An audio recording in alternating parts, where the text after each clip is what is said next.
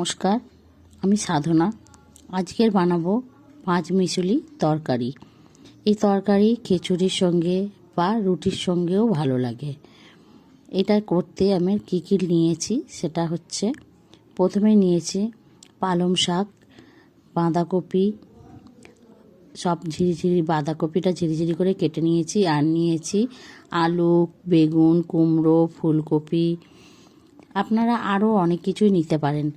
আমার কাছে যা ছিল আমি সেইগুলো দিয়েই করছি। এর মধ্যে রাঙালু আরও অনেক কিছুই দিতে পারেন। এবার আমি গ্যাসের মধ্যে কড়া বসিয়ে দিয়েছি। কড়া বসিয়ে আমি কিছুটা বড়ি ভেজে নেব।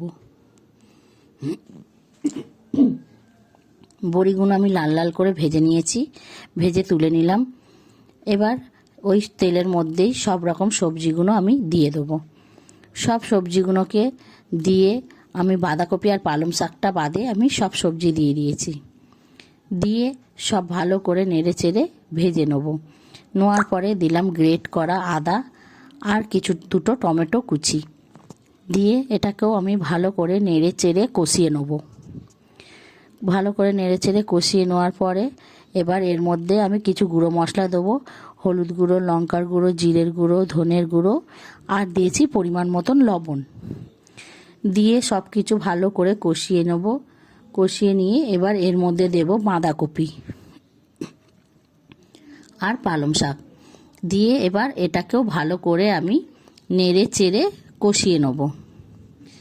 ভালো করে বাঁধাকপিটা মিশিয়ে নেব, পালং শাকটা সব কিছু ভালো করে মিশিয়ে নেব। নিয়ে এবার চাপা দিয়ে রেখে দেবো। চাপা দিয়ে ভালো করে আমি সবজিগুলোকে মজিয়ে নেব। নিয়ে আমি ভালো করে নেড়ে চেড়ে নেব।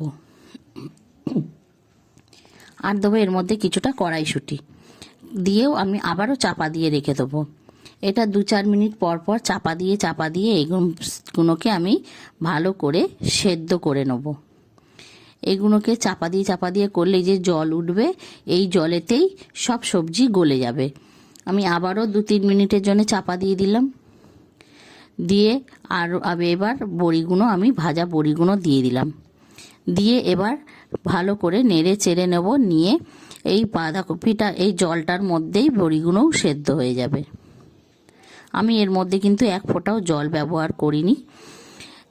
এই সবজির জলের মধ্যেই তরকারিটা পুরো সেদ্ধ হয়ে যাবে।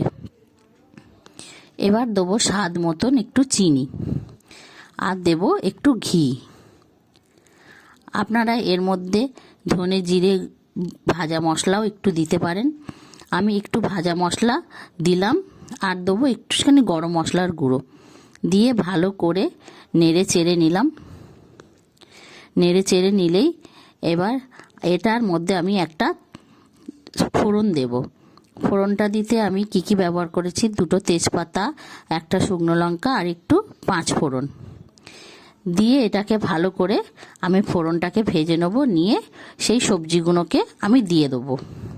দিয়ে আমি ভালো করে ফোড়নটার সঙ্গে আমি ভালো করে নেড়ে চেড়ে নেব। ফোড়নটা পরে দিলে গন্ধটা ভালো লাগে সবজির।